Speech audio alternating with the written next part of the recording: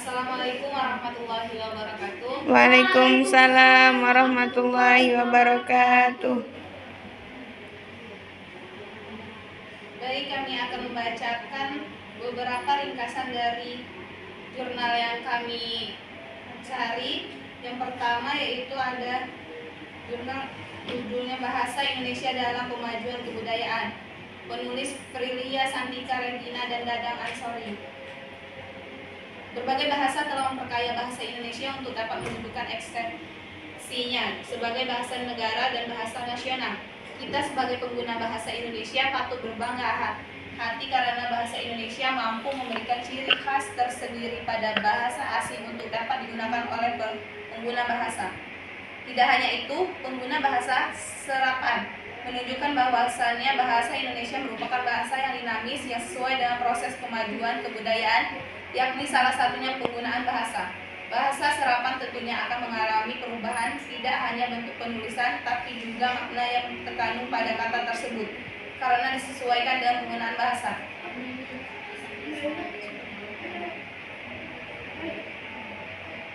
Judul kedua yaitu Bahasa Arab di Era Digital, Eksistensi dalam Implikasi terhadap Penguatan Ekonomi Keutamaan.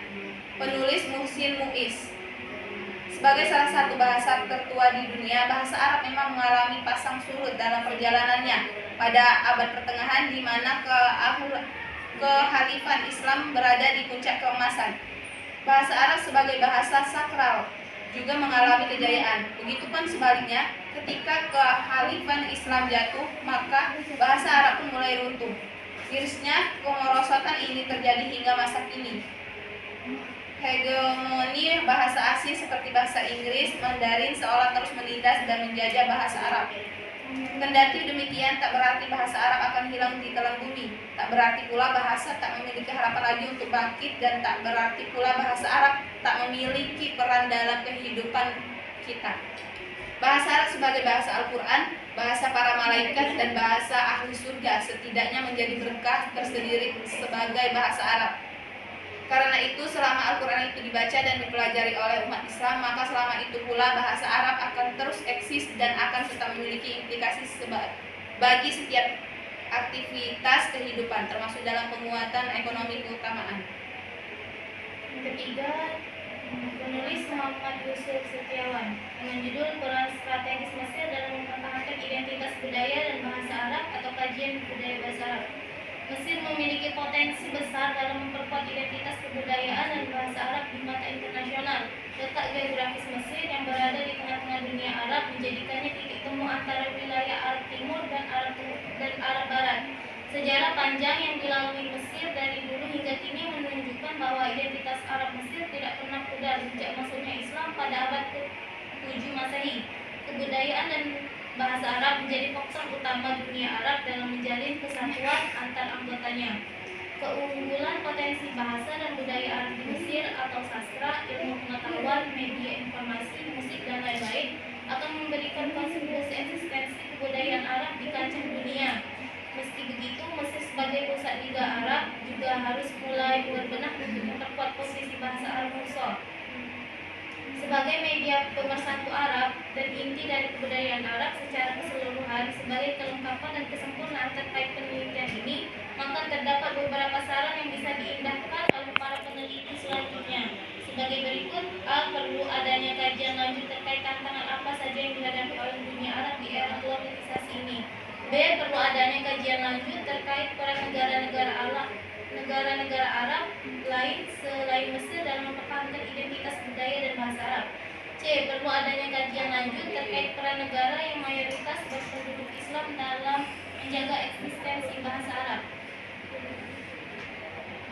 4. Yang ditulis oleh Siska Apriyanti, Singgi Kuswardono, dan Retno Purnama Irawati dengan judul Perencana Bahasa Arab di Wilayah Kota Semarang atau Kajian Sosiolinguistik.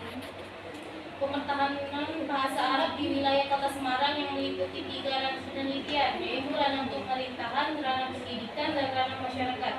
Secara keseluruhan terdapat sebanyak 29 pemerintahan bahasa Arab yang terjadi di wilayah Kota Semarang dengan pembagian berdasarkan pada ranah pemerintahan dan kategori atau jenis pemerintahan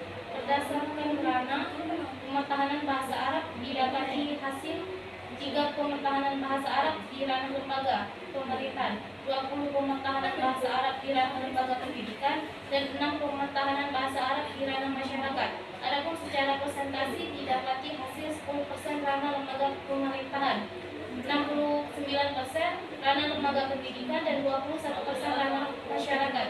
Dapat disimpulkan bahwa ranah lembaga pendidikan berada pada posisi teratas dalam upaya pementahanan bahasa Arab di wilayah Kota Semarang dengan sebanyak 20,69% pementahanan.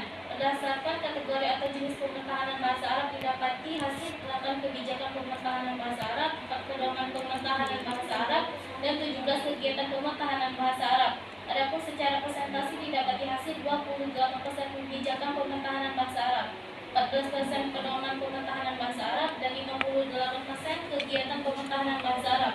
Dapat disimpulkan bahwa kategori atau jenis pementahanan bahasa Arab yang berada pada posisi teratas ialah bentuk kegiatan dengan 17,58% pementahanan bahasa Arab.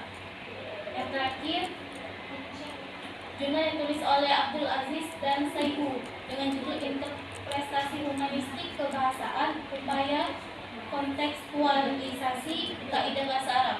Upaya memaknai kebahasaan Arab yang dikorelasikan dengan nilai-nilai kemanusiaan dapat memberikan kontribusi tentang cara berpikir kebahasaan guna mengawal keberlangsungan bahasa Arab itu sendiri.